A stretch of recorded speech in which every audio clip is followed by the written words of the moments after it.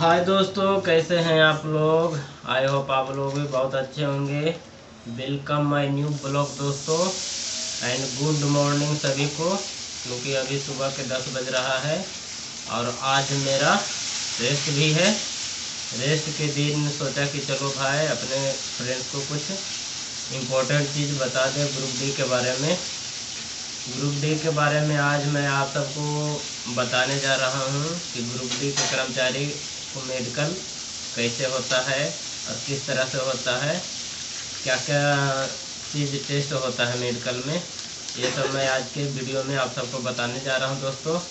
और मेरा मेडिकल की कैसे हुआ था, कहाँ हुआ था, यही सब आज के इस वीडियो में बताऊँगा।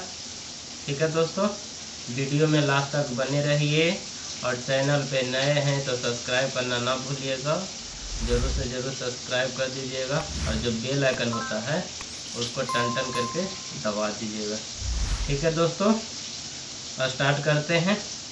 चलिए पहले मैं अपने बारे में बताता हूँ कि मेरा ज्वाइनिंग कब हुआ था और मेडिकल कब हुआ था, वेरिफिकेशन कब हुआ था, उसी के बारे में पहले मैं अपने बारे में बताता हूँ। मेरा ज्वाइनिंग हुआ था 2016 में और मेडिकल वेरिफिकेशन हुआ था 2015 में। ज्वाइनिंग हुआ था मार्च 2016 में और मेरा वेरिफिकेशन और मेडिकल हुआ था सितंबर 2015 सितंबर में। पहले वेरिफिकेशन हुआ था मुंबई में और वेरिफिकेशन होने के बाद फिर पूरा क्लियर हो गया वेरिफिकेशन। उसके बाद एक मेमो दिया गया, मेमो मेडिकल के लिए दिया गया था कि मेडिकल कहाँ होना है। तो मेरा मेडिकल हुआ था नागपुर में, वहाँ का मेमो दिया हुआ था। फिर 2-3 दिन के बाद जैसे वेरिफिकेशन हुआ, वेरिफिकेशन के बाद 2-3 दिन के बाद फिर मेरे को नागपुर जाना पड़ा मेडिकल के लिए। फिर 2-3 दिन के बाद नागपुर गए, जो नागपुर रेलवे हॉस्पिटल है वहाँ जाना पड़ा मेमो लेके। जो मेमो दिया गया था मेमो लेके नागपुर रेलवे हॉस्पिटल लेके गया। जो भी ग्रुप डी के कर्मचारी है उनका मेडिकल कोई प्राइवेट चाहे सरकारी दूसरा जगह नहीं होगा, जो रेलवे का हॉस्पिटल है उसी में होगा मेडिकल। तो इसीलिए मेरा भी मेडिकल हुआ था, जो रेलवे का हॉस्पिटल है उसी में मेरा मेडिकल हुआ था नागपुर में। फिर जब मैं मेमो लेके गया, जिस दिन वहाँ पहुँचा, सुबह में मैं पहुँच गया था। फिर सुबह गया मेमो लेके हॉस्पिटल में, तो उस दिन मेरा मेमो जमा हो गया। उस दिन कुछ नहीं हुआ। फिर उसके कल होके मेरे को बुलाया गया कि सुबह में खाली पेट आना है, कुछ खाना वाना खा के नहीं आना है। जब मैं दूसरा दिन गया था मेडिकल के लिए सुबह में खाली पेट, तो उस दिन देखिए क्या क्या टेस्ट हुआ था मेरा, और सभी का होगा जो तैयारी कर रहे हैं ग्रुप डी का, उनका भी इसी तरह से मेडिकल होगा जैसे मेरा हुआ था। चलिए मैं बताता हूँ आप सबको। शुरू में हुआ था यूरिन टेस्ट हुआ था किडनी उडनी के लिए। एक आप सबको बोतल, छोटा बोतल दिया जाएगा, फिर उसमें आपको बोला जाएगा कि यूरिन लेके आइए। तो यूरिन टेस्ट हुआ शुरू में, उसके बाद ब्लड टेस्ट हुआ शुगर के लिए। फिर उसके बाद एक्सरा लिया गया पूरा, जैसे ये सीना का है पूरा एक्सरा लिया जाता है। एक्सरा लेने के बाद फिर ब्लड प्रेशर यानी बीपी चेक किया जाता है कि बीपी कितना है क्या है, वो चेक होता है। फिर हाइड्रोसिल का चेक होता है। हाइड्रोसिल जैसे किसी का बड़ा हो जाता है, पानी भर जाता है उसमें, वो चेक होता है। फिर उसके बाद पाइल्स चेक हुआ। पाइल्स का मतलब हुआ बवासीर, यह सब टेस्ट हुआ। खांसने के लिए बोलता है, ऐसे निहुर के खांसने के लिए बोलेगा आप सबको। इतना टेस्ट होने के बाद फिर विजन टेस्ट होता है आई के लिए, आँख के लिए। विजन टेस्ट में क्या क्या होता है चलिए मैं आप सबको बताता हूँ। विजन टेस्ट में हो गया डिस्टेंस विजन, यानी दूर का चीज़ दिखाई देता है कि नहीं देता है। फिर नियर विजन, नज़दीक का, जो नज़दीक में किसी को नहीं दिखाई देता है, नज़दीक के लिए होता है। फिर कलर विजन मतलब हुआ कलर ब्लाइंडनेस, जैसे हरा किसी को दिखाई देता है, जगह के हरा के जगह पे लाल दिखाई देता है, लाल के जगह पे किसी को हरा दिखाई देता है, उसको कलर विजन बोलते हैं। फिर नाइट विजन हुआ। नाइट विजन का मतलब हुआ कि किसी को रात को दिखाई नहीं देता है, जिसको रतौंधी बोलते हैं शुद्ध हिंदी भाषा में। इतना टेस्ट होता है विजन टेस्ट में। चलिए डिस्टेंस विजन के बारे में मैं आप सबको बताता हूँ दोस्तों। डिस्टेंस विजन क्या होता है? डिस्टेंस विजन हुआ जैसे आपको 6 मीटर दूरी पर बिठा दिया जाएगा और दीवार पे एक बोर्ड लगा हुआ रहेगा, उस पर ABCD टाइप का लिखा हुआ रहेगा, अल्फ़ाबेट का जितना भी अक्षर है सब रहता है उस पर लिखा हुआ। और सबसे ऊपर में बड़ा रहेगा, फिर नीचे छोटा रहेगा, फिर उससे नीचे छोटा रहेगा, इस टाइप का रहेगा। जो सबसे बड़ा रहता है वो कितना बाई कितना रहता है, फिर उससे नीचे जो रहता है वो कितना बाई कितना रहता है, चलिए ये बताते हैं। सबसे ऊपर में जो सबसे बड़ा रहेगा वो 6/60 रहेगा, फिर उससे नीचे 6/36 रहेगा, फिर उससे नीचे छोटा वाला 6/24 रहेगा, फिर उससे नीचे 6/18, फिर उससे नीचे 6/12, फिर उससे नीचे 6/9, फिर उससे नीचे जो सबसे छोटा रहता है अक्षर लिखा हुआ है ABCD का, वो 6/6 रहता है। अगर आपको 6 मीटर दूरी पर बैठे हैं और नीचे वाला सबसे नीचे वाला दिख जाता है लिखा हुआ साफ साफ, तो समझिए कि आपके आई में कोई प्रॉब्लम नहीं है, 6/6 का है। अगर नीचे वाला नहीं दिख रहा है, ऊपर वाला दिख रहा है, 6/9 वाला दिख रहा है, तो समझिए आपका आई 6/9 है। अगर 6/9 नहीं दिख रहा है, उससे ऊपर वाला दिख रहा है, तो समझिए 6/12 है। इस टाइप का दिया हुआ रहता है। ये डिस्टेंस विजन हुआ। और नियर विजन हुआ।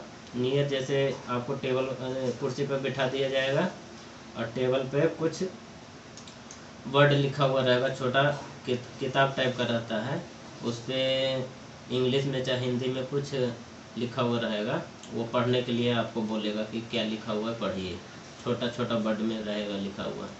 अगर वो पढ़ देते हैं तो समझिए कि नियर विजन भी सही है। अगर कुछ प्रॉब्लम है तो आपको चश्मा लगेगा, इससे घबराइएगा नहीं। अगर नहीं दिख रहा है तो उसमें भी कोई दिक्कत नहीं है, चश्मा लगेगा फिर बाद में। फिर उससे नीचे देखिए है कलर विजन। कलर विजन का मतलब हुआ कि ढेर सारा कलर में एक नंबर लिखा हुआ रहेगा, ढेर सारा कलर बूंदे बूंदे टाइप का रहेगा, ढेर सारा कलर रहता है, उसमें एक नंबर लिखा हुआ रहेगा। चलिए मैं साइड में आप सबको दिखा देता हूँ कि किस टाइप का रहता है। उसमें देखिए नंबर लिखा हुआ है और वही नंबर को पहचानना रहता है कि क्या नंबर लिखा हुआ है। अगर ये बता दिए तो समझिए कि कलर विजन भी आपका सही है। फिर उससे नीचे है नाइट विजन। नाइट विजन का मतलब हुआ कि रात में किसी को दिखाई नहीं देता है, रतौंधी टाइप का, उसको रतौंधी बोलते हैं, जिसको रात को में दिखाई नहीं देता है। ये भी टेस्ट होता है, नाइट विजन भी टेस्ट होता है। इतना टेस्ट होता है, इतना टेस्ट होने के बाद फिर कोई टेस्ट नहीं होता है। ठीक है दोस्तों, इतना टेस्ट होने के बाद फिर और कोई टेस्ट नहीं हुआ था, बस इतना ही टेस्ट हुआ था जितना मैं आप सबको बताया। और आप सबको भी इतना ही टेस्ट होगा नॉर्मली, ज़्यादा कोई हार्ड ग्रुप डी का हार्ड मेडिकल नहीं है, बस इतना ही है। अगर कुछ प्रॉब्लम भी होता है तो कोई दिक्कत नहीं होता है, हो जाएगा आप सबको। अगर कलर विजन में प्रॉब्लम है, चाहे आई में प्रॉब्लम है, उससे कोई दिक्कत नहीं है। तो इतना टेस्ट होने के बाद फिर मेरे को दूसरा दिन रिपोर्ट के लिए बुलाया गया था कि कल आइए, आपका रिपोर्ट तैयार रहेगा और उसी दिन पूरा फाइनल हो जाएगा। फिर कल होके मैं गया तो रिपोर्ट दिखाया गया, एक फाइल था उसी पे पूरा रिपोर्ट दिया हुआ था कि मेडिकल क्या है। मेरा मेडिकल दोस्तों B2 था, क्योंकि आई में थोड़ा मेरा प्रॉब्लम था, इसीलिए मेरा मेडिकल B2 था। अगर किसी का कुछ प्रॉब्लम नहीं रहेगा तो A1 रहेगा।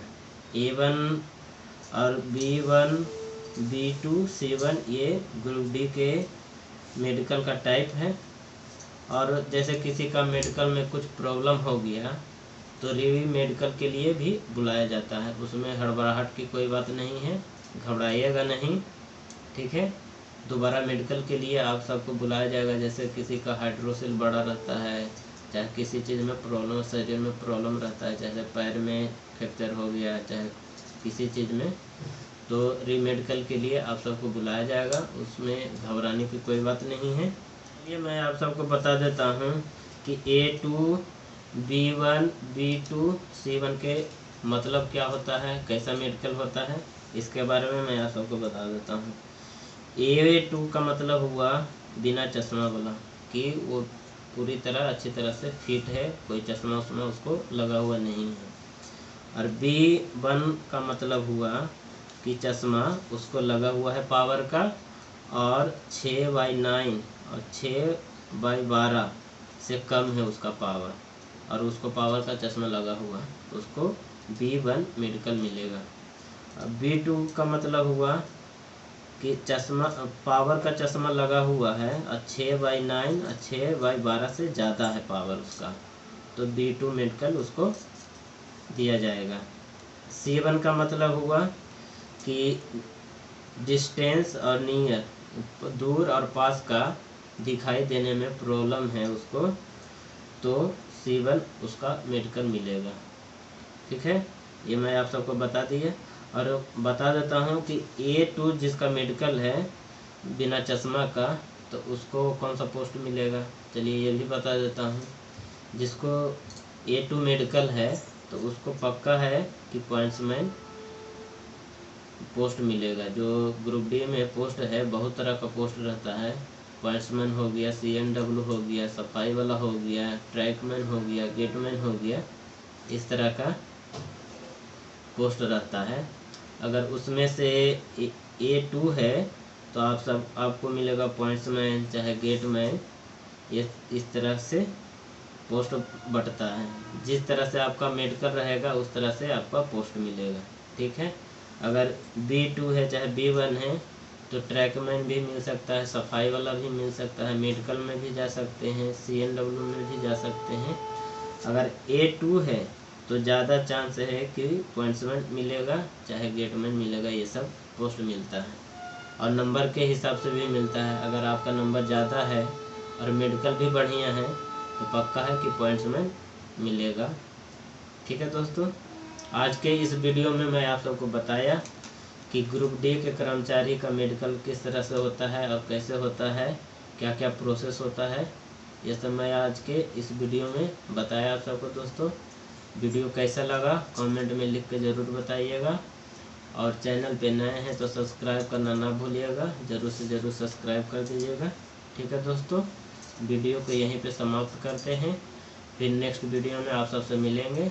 जब तक के लिए बाय दोस्तों, जय हिंद।